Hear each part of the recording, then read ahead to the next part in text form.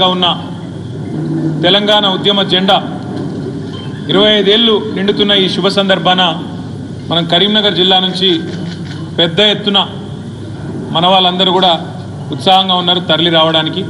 ఆ విషయం మాట్లాడదాము అని వారు ఈరోజు ఒక సమావేశానికి మమ్మల్ని ఇక్కడికి ఆహ్వానించడం జరిగింది. మరి సంతోషం ఏమంటే ఈరోజు చాలా కాలంగా కరీంనగర్ జిల్లా పార్టీ కార్యాలయం కూడా మేము వాడకంలోకి తీసుకురాలేదు. ఇవాళ కమలాకర్ గారు, అదేవిధంగా జిల్లా పార్టీ అధ్యక్షులు జీవి గారు, పట్టణ పార్టీ అధ్యక్షుడు సోదరుడు హరిశంకర్ గారు అందరూ కలిసి ఈరోజు దాన్ని ఫంక్షనల్ కూడా చేసినందుకు వారికి హృదయపూర్వకంగా అభినందనలు.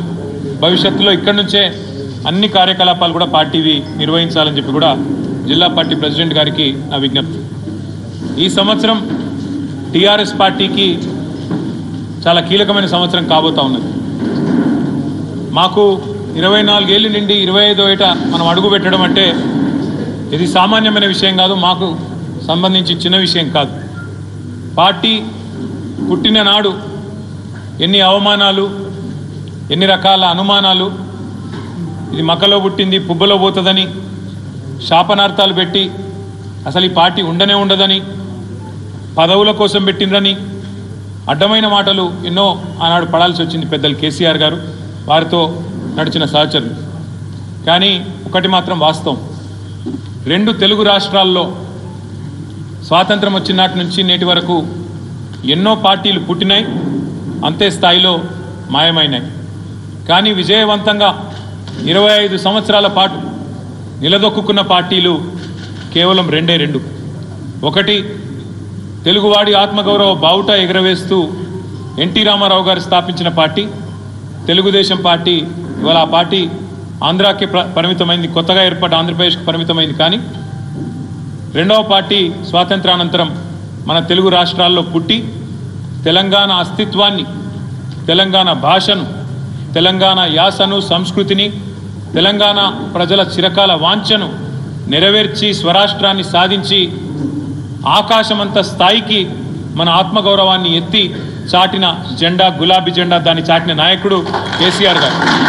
వాళ్ళు అందుకే తెలంగాణ రాష్ట్ర సమితిగా ఆనాడు ఆవిర్భవించిన పార్టీ ఈరోజు భారత రాష్ట్ర సమితిగా పేరు మారవచ్చు, కానీ జెండా మారలేదు, ఎజెండా మారలేదు, నాయకుడు మారలేదు, గుర్తు కూడా మారలేదు.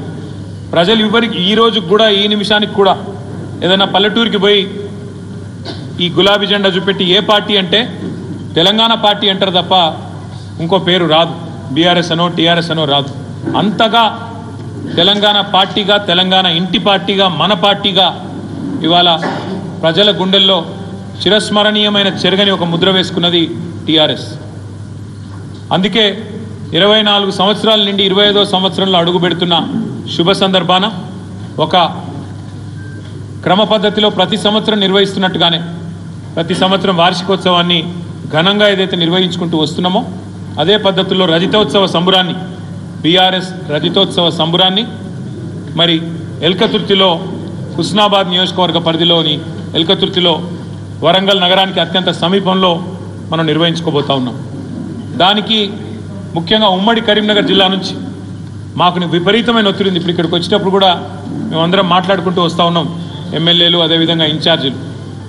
విపరీతమైన ఒత్తిడి ఉంది మా కార్యకర్తల నుంచి. ఎందుకంటే మా సభ్యత్వమే దాదాపు 60 లక్షల సభ్యత్వం కలిగిన పార్టీ. కాబట్టి మేము వస్తామని చెప్పి ప్రతి ఊరు నుంచి కూడా విపరీతమైన ఒత్తిడి ఉంది. తప్పకుండా నాకున్న విశ్వాసం, స్పందన చూస్తుంటే, మా ఈ కార్యక్రమానికి స్వచ్ఛందంగా వస్తున్న ఒక మద్దతు చూస్తుంటే లక్షలాది మందితో అపురూపంగా మరి సభ నిర్వహిస్తాము అనే మాట కూడా నేను విజ్ఞప్తి చేస్తూ ఉన్నా. ఇప్పటికే పోలీస్ పర్మిషన్ కూడా మార్చ్ 28 నాడు అప్లై చేసినాం.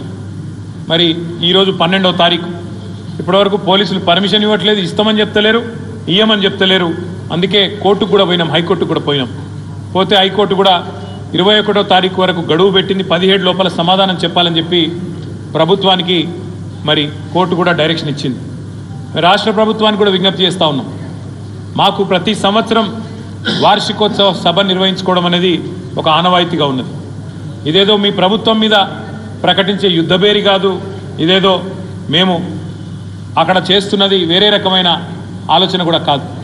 25 సంవత్సరాలు ఒక పార్టీ ప్రస్థానాన్ని కొనసాగించడం అంటే ఈ రోజుల్లో ఒక అపురూపమైన సందర్భం. కాబట్టే లక్షలాది మందితో శాంతియుతంగా ప్రజాస్వామ్య పద్ధతుల్లో ఎట్లా అయితే ఆనాడు ఉద్యమాన్ని నడిపినామో అదే పద్ధతుల్లో ఈ సభను కూడా నిర్వహించుకోబోతా ఉన్నాం.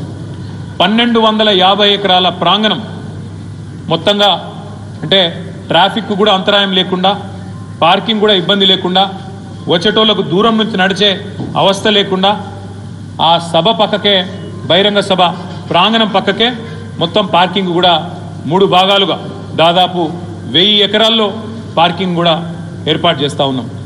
ఆర్టీసీకి ఇప్పటికే మరి దాదాపు 10 కోట్ల రూపాయలు చెల్లించినాం. ఒక 3000 బస్సులు కావాలని అడిగినాం, వారు కూడా సూత్రప్రాయంగా ఇస్తామని చెప్పినారు. అట్లాగే ప్రైవేటు బస్సులు, ఇక ఇతర వాహనాలు స్వచ్ఛందంగా వచ్చేవాళ్ళు లక్షలాదిగా తరలి వస్తారని చెప్పి మేము అంచనా వేస్తున్నాం. ఈ ప్రోగ్రాం ఎంత పెద్దది అంటే మరి ఆ లక్షలాదిగా వచ్చేటోళ్ళకు ఎండాకాలంలో ఇబ్బంది కాకూడదన్న ఉద్దేశంతో 10 లక్షల వాటర్ బాటిళ్ళు, 10 లక్షల మజ్జిగ ప్యాకెట్లు, అదేవిధంగా అక్కడనే మరి కొన్ని వైద్య శిబిరాలు కూడా అదే ప్రాంగణంలో ఏర్పాటు చేస్తూ ఉన్నాం. పెద్ద ఎత్తున ఎవరికి ఇబ్బంది కాకుండా టాయిలెట్లు కూడా అక్కడనే ఏర్పాటు చేస్తూ ఉన్నాం. అదే మాదిరిగా డాక్టర్ల బృందాలు, అదేవిధంగా మా 2000 మంది వాలంటీర్లు పార్కింగ్ ఇంతజాం చూడడానికి, వచ్చిపోయే ట్రాఫిక్ నియంత్రణ చేయడానికి, అదేవిధంగా ప్రజలకు ఏ రకమైన అసౌకర్యం కలిగినా, ఎవరికి వచ్చే వాళ్ళకి ఏ రకమైన ఇబ్బంది కలిగినా తక్షణమే వారికి సేవలు అందించడానికి 2000 మంది స్వచ్ఛందంగా మా పార్టీ కార్యకర్తలు, మా యువకులు 2000 మందిని నియమించినాం. వారు కూడా ఇప్పటికే పనులు నిమగ్నమైనారు. పనులు ఎలకతుర్తిలో అక్కడ పట్టదారులు ఎవరైతే ఉన్నారో ప్రైవేటు భూముల యజమానులు, వాళ్ళు కూడా తమ సమ్మతిని ఇప్పటికే మాకు రాతపూర్వకంగా ఇచ్చినారు. ఆ అనుమతులు కూడా మేము పోలీసు వాళ్ళకు కూడా ఇవ్వడం జరిగింది, ప్రభుత్వానికి కూడా ఇవ్వడం జరిగింది. మేము ఈ కార్యక్రమం తర్వాత, బహిరంగ సభ తర్వాత మరి బీఆర్ఎస్ రజతోత్సవ సంబరాలను సంవత్సరం పాటు నిర్వహించబోతా ఉన్నాం. రకరకాల కార్యక్రమాలు, ఆనాడు ఉద్యమంలో మొదటి నుంచి మాతో ఉన్న సహచరులను ఒక దగ్గర తీసుకొని రావడం, వారితో ఆనాటి నుంచి ఈనాటి వరకు 25 ఏళ్లలో వివిధ సందర్భాల్లో జరిగిన ఉదంతాలను మళ్ళొక్కసారి ప్రజలకు గుర్తు చేసే విధంగా కార్యకలాపాలు అవన్నీ కూడా డిజైన్ చేస్తున్నాం. సంవత్సరం పాటు రజతోత్సవ సంబరాలను నిర్వహించబోతా ఉన్నాం. అట్లాగే ఈ సభ తర్వాత వెంటనే మే నెలలో మా పార్టీ యొక్క సభ్యత్వ నమోదు కార్యక్రమం మళ్ళీ తిరిగి ప్రారంభమవుతుంది. ఈసారి మొత్తం సభ్యత్వ నమోదు కార్యక్రమాన్ని డిజిటల్ పద్ధతుల్లో చేయాలి అని చెప్పి నిర్ణయం తీసుకున్నాం. ఇదివరకు ఇచ్చినట్టు ఆ పుస్తకాలు ఉండయి, మొత్తం కూడా యాప్ ద్వారా ఈసారి మనం మెంబర్షిప్ ఎన్రోల్మెంట్ కూడా చేయబోతా ఉన్నాం. అట్లాగే మెంబర్షిప్ ఎన్రోల్మెంట్ అయిన తర్వాత పూర్తి స్థాయిలో సంస్థాగత నిర్మాణం మీద దృష్టి పెట్టి దసరా లోపు సంస్థాగత నిర్మాణాన్ని కూడా, అంటే గ్రామ శాఖలు, వార్డు శాఖలు, మండల శాఖలు, పట్టణ శాఖలు, నియోజకవర్గ స్థాయిలో, అదేవిధంగా జిల్లా స్థాయిలో ఇవన్నిటిని కూడా పూర్తి స్థాయిలో కమిటీలను పూర్తి చేసుకుంటాం. తదనంతరం దసరా వరకు కొత్త అధ్యక్షుడిగా 4 ఏళ్ల తర్వాత మాకు పార్టీ రాష్ట్ర అధ్యక్ష ఎన్నిక కూడా ఉంటుంది. అధ్యక్ష పదవికి కూడా ఎన్నిక ఉంటుంది. దాన్ని కూడా ప్రతి సందర్భంలో నిర్వహించినట్టే, ప్రతిసారి నిర్వహించినట్టే ప్రజాస్వామ్య పద్ధతుల్లో ఎన్నిక ద్వారానే, అంటే presiding officer AC, returning officer AC, మా పార్టీ కాన్స్టిట్యూషన్ ప్రకారం ఈసారి కూడా అదే పద్ధతుల్లో చేయడం జరుగుతుంది. ఒకసారి కమిటీల నిర్మాణం పూర్తయిన తర్వాత ఇట్లాంటి పార్టీ యొక్క జిల్లా పార్టీ కార్యాలయాలు ఏవైతే ఉన్నాయో మాకు 1-2 తప్ప మొత్తం 33 జిల్లాల్లో కూడా ఇంత అద్భుతమైన కార్యాలయాలు కూడా పార్టీ నిర్మాణం ఇప్పటికే పూర్తి చేసింది. మరి వీటన్నిటిని కూడా పూర్తి స్థాయిలో వినియోగంలోకి తీసుకొని వస్తాం. కార్యకర్తలకు నియోజకవర్గాల వారీగా, ఉదాహరణకు కరీంనగర్ జిల్లాలో, అంటే కొత్త కరీంనగర్ జిల్లాలో కరీంనగరు, మానకొండూరు, చొప్పదండి, హుస్నాబాద్, హుజురాబాద్ 5 నియోజకవర్గాలు ఉన్నాయి. ఒక్కొక్క నియోజకవర్గం నుంచి సుశిక్షితులైన ఎంపిక చేయబడ్డ 500 మందిని ఇదే జిల్లా పార్టీ కార్యాలయంలో శిక్షణ కార్యక్రమాన్ని కూడా ఒక రోజు లేదా 2 రోజుల పాటు వివిధ అంశాల మీద కూడా ఆ కార్యక్రమాన్ని కూడా ఈ సంవత్సరమే ప్రారంభిస్తాం. దాన్ని కూడా పూర్తి స్థాయిలో, అంటే వాళ్ళ కాంగ్రెసు బీజేపీ చేస్తున్న అన్యాయం, 11 ఏళ్లుగా బీజేపీ చేస్తున్న అరాచకం, మరి గత 16 నెలలుగా కాంగ్రెస్ చేస్తున్న దుర్మార్గ పాలన, ఏమేం వాళ్ళు చేస్తున్నారు, ఏమేం మనం చేసినాం, ఇవన్నీ కూడా ఒకసారి గుర్తు చేసే విధంగా ఉద్యమ పార్టీగా టీఆర్ఎస్ సాధించిన విజయాలు, ఉద్యమ పార్టీగా రాష్ట్రాన్ని సాధించిన వైనం, దానికోసం జరిగిన పోరాటాలు, దానికోసం జరిగిన త్యాగాలు ఇవన్నీ కూడా మళ్ళీ ప్రజల దృష్టికి తీసుకొచ్చే విధంగా ఈ శిక్షణ కార్యక్రమాలు ఉంటాయి. అట్లాగే 10 సంవత్సరాలు టీఆర్ఎస్ ఏ రకంగా అద్భుతంగా పరిపాలన అందించింది, భారతదేశంలోనే రాష్ట్రాన్ని అగ్రగామిగా నిలబెట్టింది.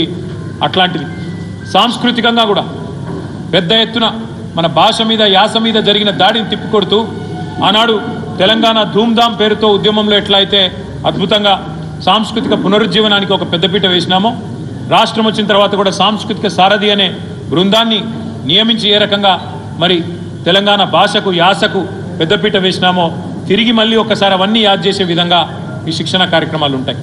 తదనంతరం ఒకవేళ స్థానిక సంస్థలు వస్తే, స్థానిక సంస్థల ఎన్నికలు వస్తే వాటిని కూడా ఎదుర్కొంటాం. ప్యారలల్గా మా పార్టీ సంస్థాగత నిర్మాణం, అందుకే ఈ సంవత్సరం కీలకమని నేను చెప్పిన. మా మహాసభతో పాటు ఏప్రిల్ 27 నాడు రజతోత్సవ సభతో పాటు మెంబర్షిప్ తర్వాత కమిటీల సంస్థాగత నిర్మాణం, కమిటీల ఎంపిక, తదనంతరం శిక్షణా కార్యక్రమాలు ప్రతి జిల్లాలో, ప్రతి నియోజకవర్గాన్ని యాక్టివేట్ చేసే విధంగా చేయబోతా ఉన్నాం. ఇక మీకు తెలుసు, రాష్ట్రంలో ప్రస్తుతం ఉన్న రాజకీయాల గురించి